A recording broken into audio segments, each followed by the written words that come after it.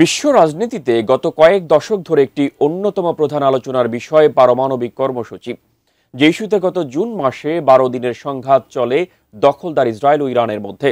এমনকি একই ইস্যুতে নেতানিয়াহুর পক্ষ নিয়ে সেই সংঘাতে সরাসরি বাগড়া বসায় ট্রাম্প। ইরানের 3 পরমাণু স্থাপনায় সে সময় হামলা চালায় যুক্তরাষ্ট্র।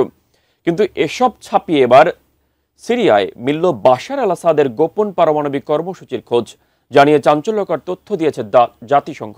জানাচ্ছেন এসআই রাজ।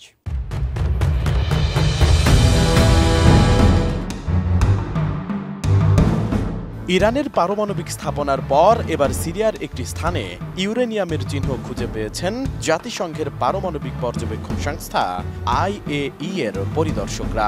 সাবেক প্রেসিডেন্ট বাশার আল আসাদের অধীনে সিরিয়া একটি বিস্তৃত পারমাণবিক কর্মসূচি পরিচালনা করত বলে মনে করা হচ্ছে। এর মধ্যে পূর্ব দেইর এজোজ প্রদেশে উত্তর কোরিয়ার নির্মিত একটি অঘোষিত পারমাণবিক চুল্লি অন্তর্ভুক্ত। আমি বুঝি নির্মাণের শিল্প, সালাম স্টিল বোঝে ডিউরেবিলিটি। সালাম স্টিল, মোস্ট ডিউরেবল স্টিল। সিরিয়ার সাম্প্রতিক বিষয়াদির ওপর একটি প্রতিবেদনে গত 1 সেপ্টেম্বর পর্যবেক্ষণ সংস্থার প্রধান রাফায়েল গ্রোসি পরিচালনা পর্ষদের কাছে এই তথ্যগুলো তুলে ধরেন। IAEA এর পরিদর্শকরা দেইর এজোর সাইটের সঙ্গে আরও 3টি স্থানে পরিবেশগত নমুনা সংগ্রহ ও বিশ্লেষণ করেছিলেন।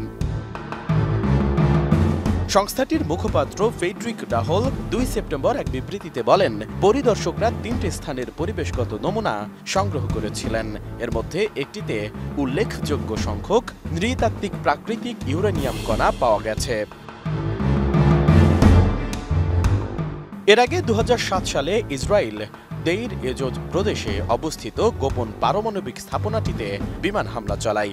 এরপর থেকেই সেটি আন্তর্জাতিক অঙ্গনে আলোচনায় আসে। বর্তমানে সিরিয়ার নতুন সরকার স্থানটি বন্ধ করে দিয়েছে।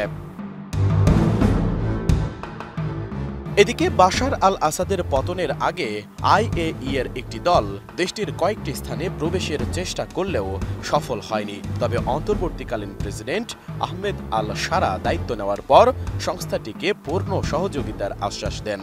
তার অনুমতিতেই পরিদর্শকরা সেই সাইটে প্রবেশ করতে সক্ষম হন, যেখানে ইউরেনিয়াম কণা খুঁজে পাওয়া গেছে। অন্যদিকে বিশ্লেষকদের মতে আসাদ বর্তমানে রাশিয়ায় আশ্রয় নেওয়ায় বিষয়টি আরও জটিল হয়ে উঠেছে।